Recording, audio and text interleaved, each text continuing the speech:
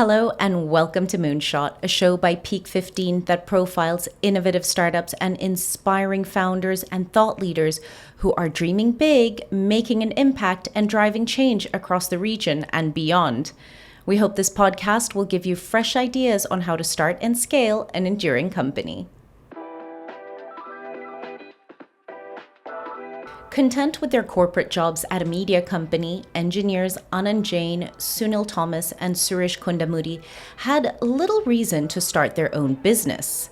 That was until they faced a data problem that frustrated them. They struggled to find a solution that could converge various data points to give them meaningful insights to engage with customers. This frustration led them to launch CleverTap in 2013.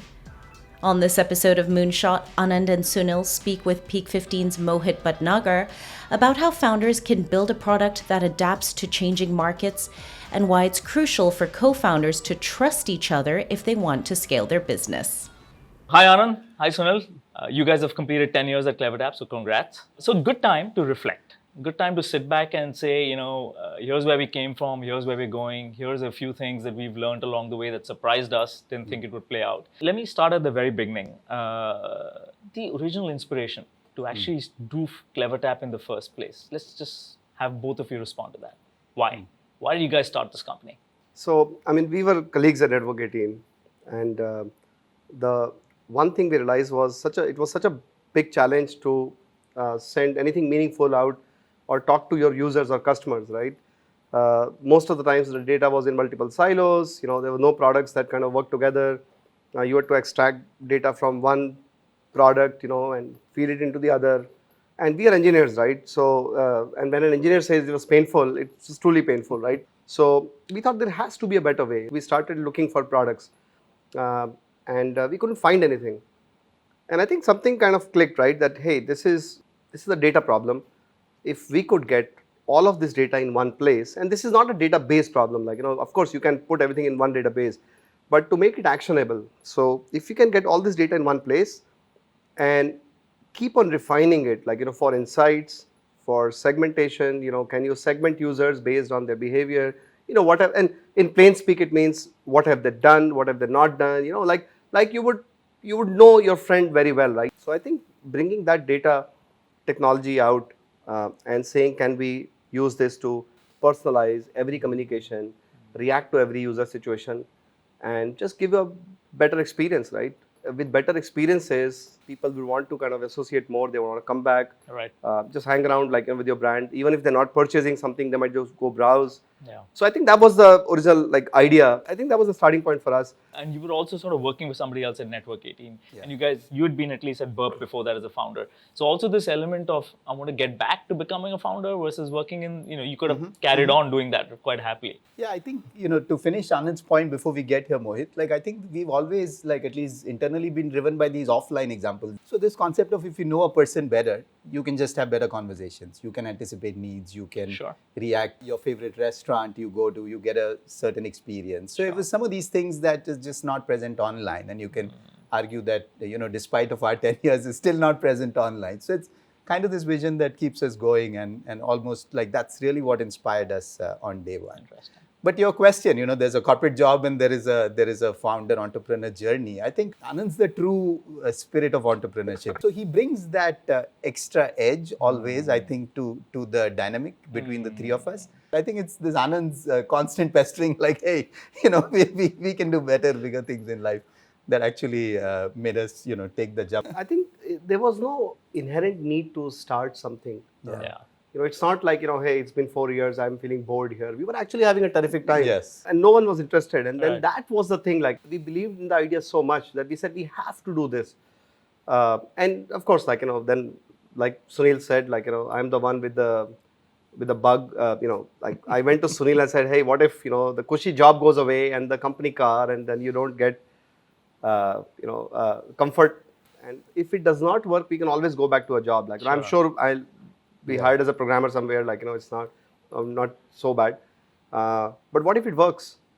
So I think the what if it works was the spark. We so strongly believe in the idea that we think we can shape it well. I firmly believe in this, you can't do this part-time. You can't say on the weekends, I will work on my next idea. You have to quit your corporate job. You have to quit whatever you're doing. Right? And then start the next thing. Don't be unfair to your own employer, and say in the evenings, I'm going to do something else.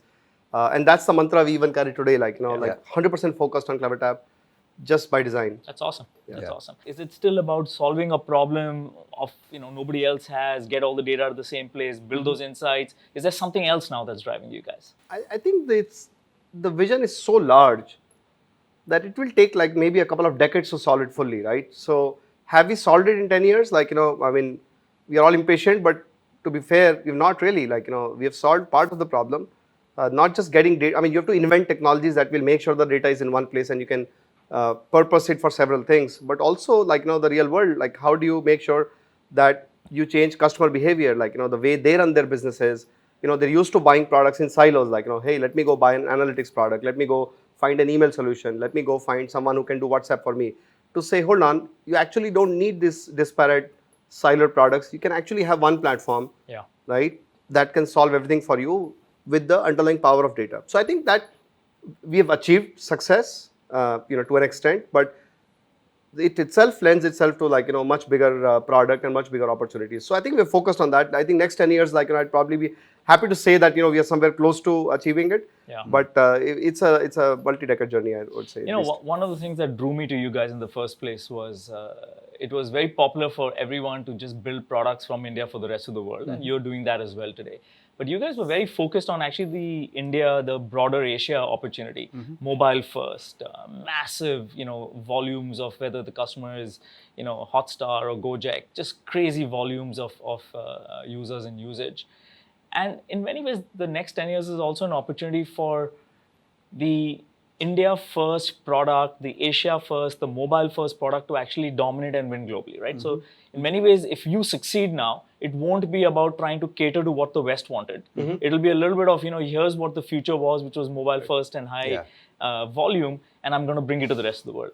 So actually, I'm very excited about that part of actually us winning globally. Which, to be fair, we're still in the early days of. Very early days. And I can take that, Mohit. One thing is this, we're living in the most innovative era that has ever come to mankind in some ways. And to your point, the India, the East broadly, even India, right, specifically, there's so much exposure, in terms of scale, like you said, right? Number of people coming on the internet, the diversity of people, right? There is India 1, India 2, all of these things. Southeast Asia has hundreds of languages, so the diversity of the business we are in to understand the user better and, to sort of try to give that user the best experience, there is no better opportunity than this sort of market in many ways.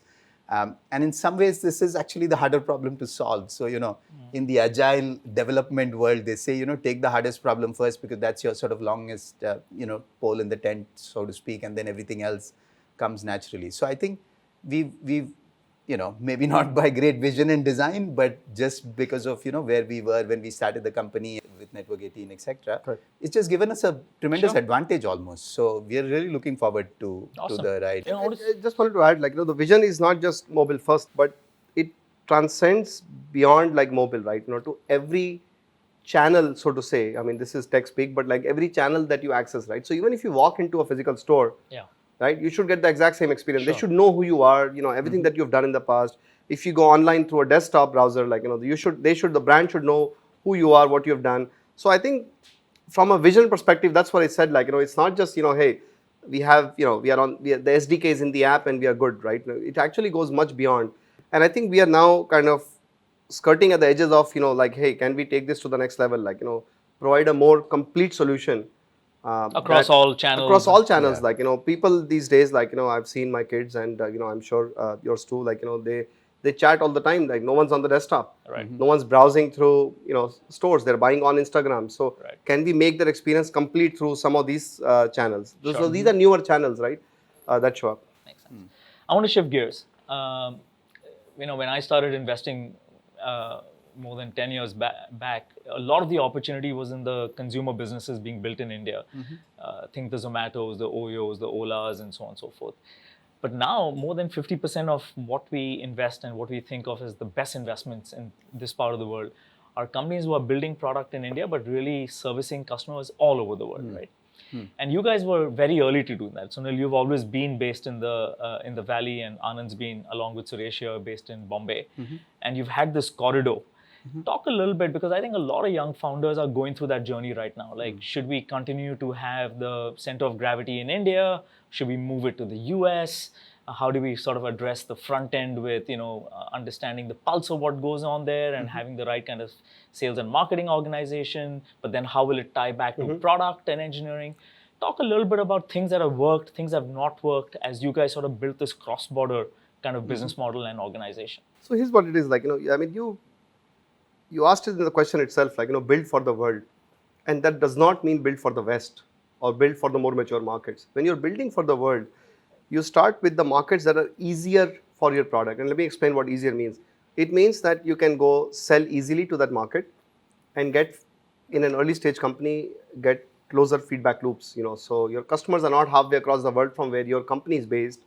And you're not like, saying, okay, well, I can only reach this person like, 12 and a half hours later, like, can I go talk to my customer? Can I, in Mumbai speak, like, can I take an auto rickshaw and then head over to this person's office and get it straight, like, so it's not through multiple layers of customer success, then some escalation, you get an email or a ticket. Can I go talk to my customer? Early stages, right, specifically. So I think that's what helped us build and shape the product. Like, what we did was in the early days, so, we all have exposure, we have all worked in the US, and we happened to meet here in Mumbai, of all places, but we said, hey, can we sell it to India?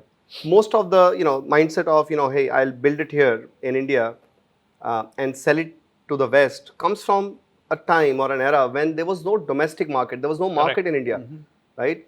And there was a big problem of, hey, I'm only going to buy more mature products. I think we have a massively thriving ecosystem, and that has opened up the market. Sure. So to early stage companies, I would say, find your right market. Like, it could be Southeast Asia, could be India, could be the US, like, or Europe or somewhere else.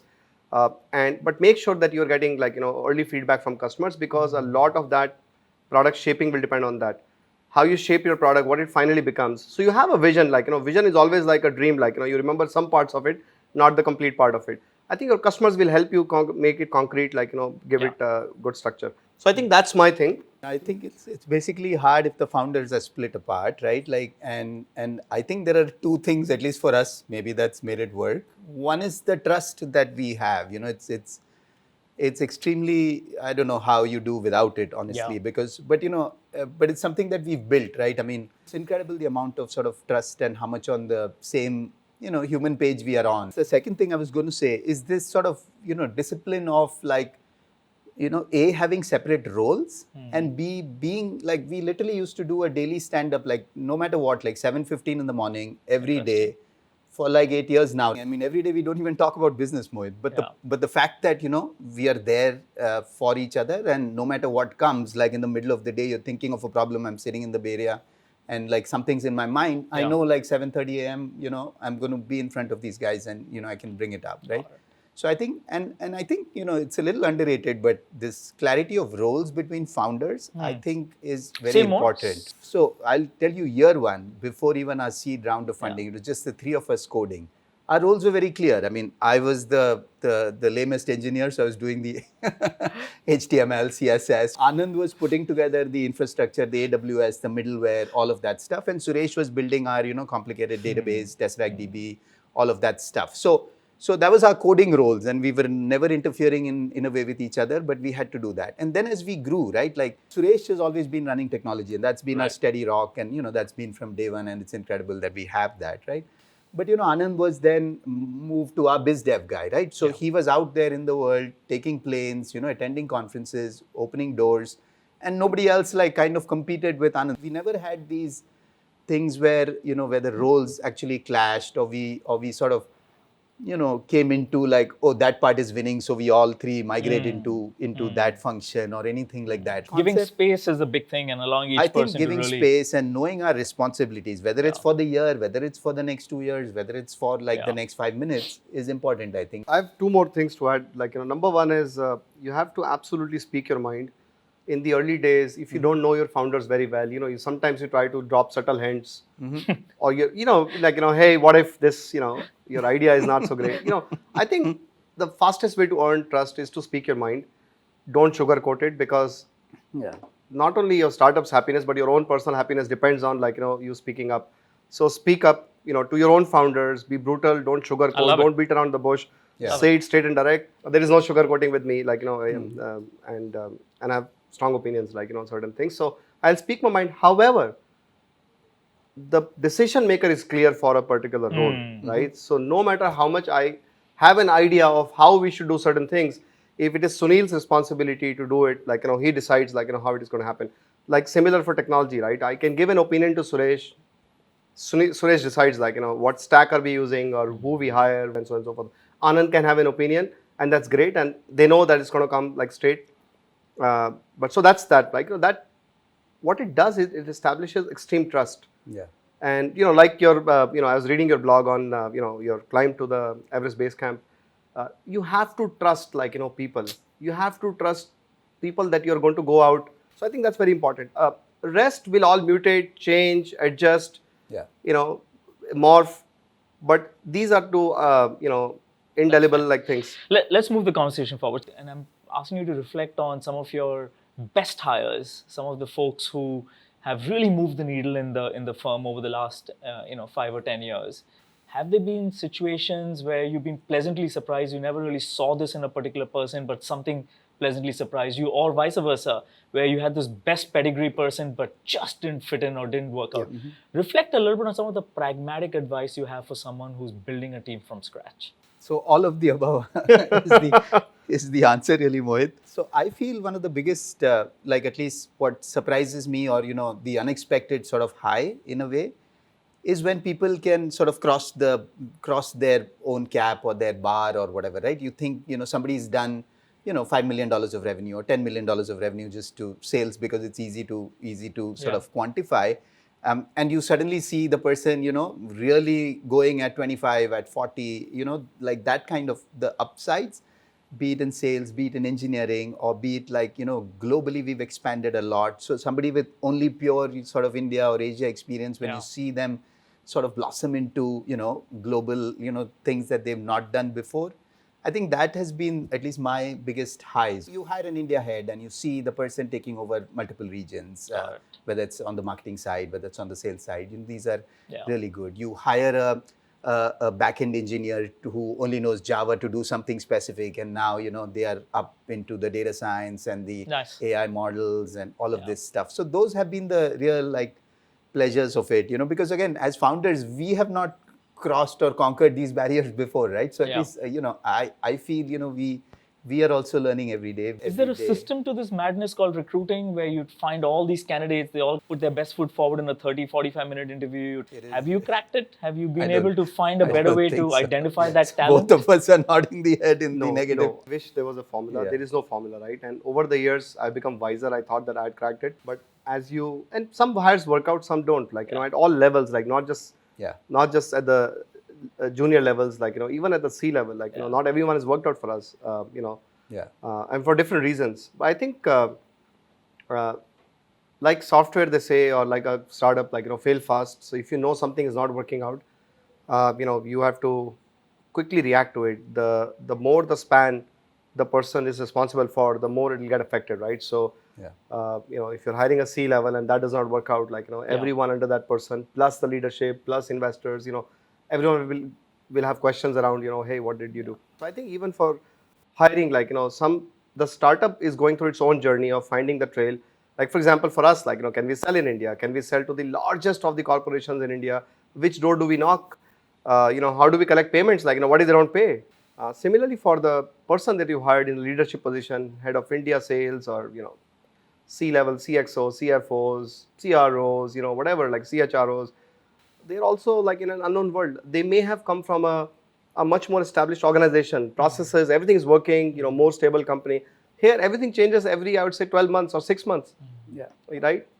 You double the size of the company in terms of revenue, for example, in the early days, or you hire more people, you open a random new office, in some Bogota, and none of us know how to deal with that. Should we hire them on our? So a lot of unknowns, and then there are people who will adapt better to these unknowns, and there are people who will say, no, hold on. I don't want to like deal with this. So I Yeah. think you have to figure out. I think hiring the right people is the hardest. Like Anand said, it's the damage could be like 2 quarters, it could be like a year, depending on the level, where you hire, right? And for a mishire, and you don't want to be impatient with people that you brought on board, Correct. right? So there's always a little bit, a quarter or two, like, okay, this will get figured out, and we'll help, we'll guide. And I think this, especially as we've grown from being nothing to like 10 years, 600 plus employees, and I think this is the hardest problem, really. But I'll give you guys credit on this one. I think your ability to not get emotional, don't let egos come in the way, have a straight talk, take a very rational approach to saying, almost an engineering approach to say, who's the best person to do this job. When you guys actually, got Siddharth and all of that, most founders would not find it that easy to be able to have a very rational, data-driven, objective way of saying, hey, I want to go get someone else who's world-class to actually assist me in areas that are my blind spots. Yeah. Let's bring it back to you guys. Like if I tapped you on the shoulder 3 years back versus today, and I'm asking you these kinds of questions, where has been your own journey? Like where have you advanced the most? Where do you feel now that you're more aware of your own blind spots?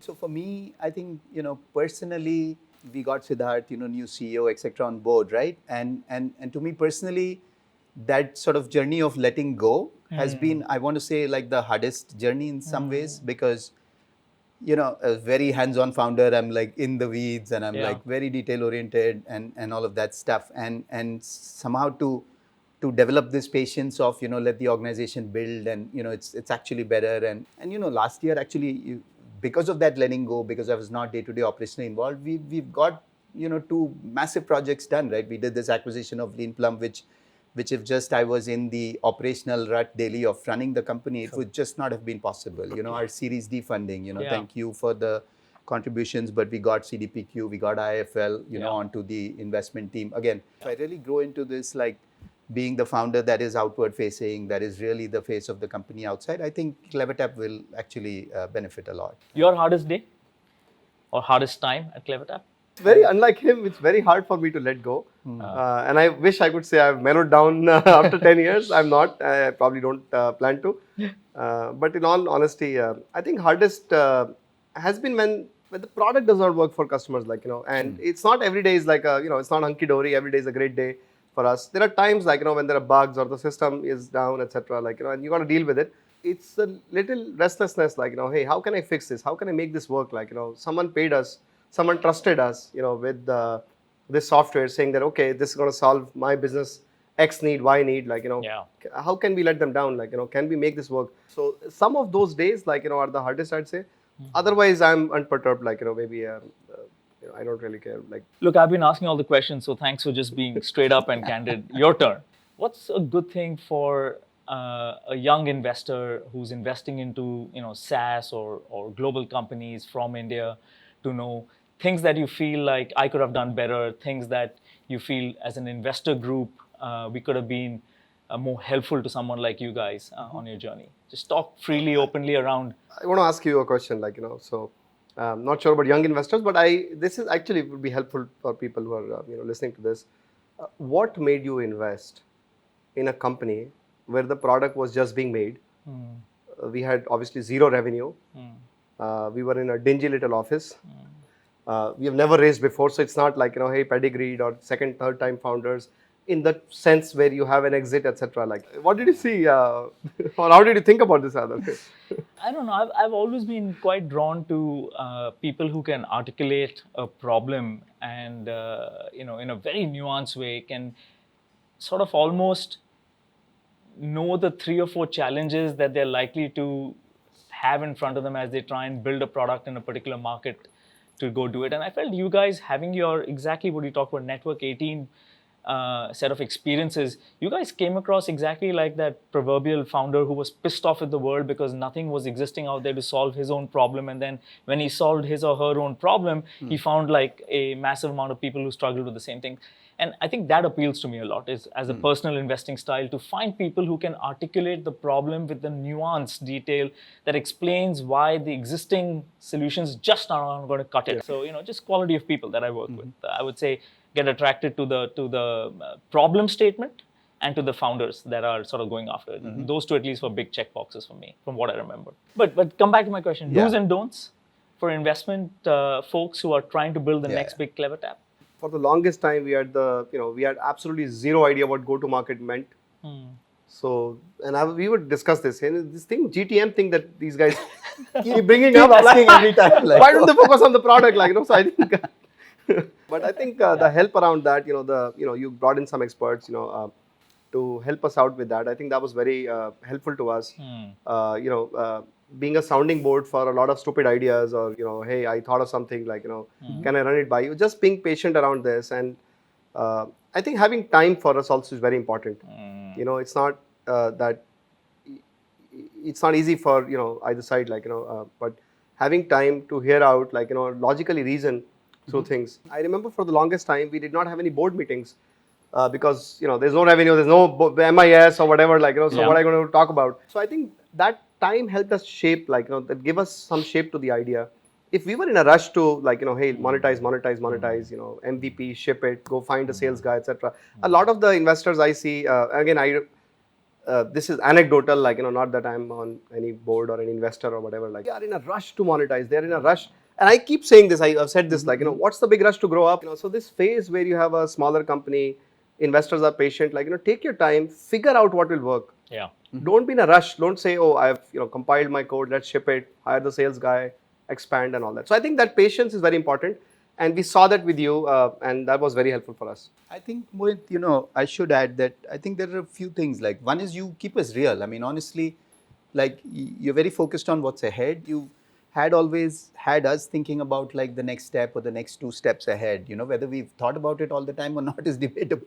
But I think you've kept it, A, forward facing, and secondly, real. You're like the Indian parent, you get you get 99 marks out of 100 and you ask about what happened to that 1 mark and how many other people in school got 100 out of 100.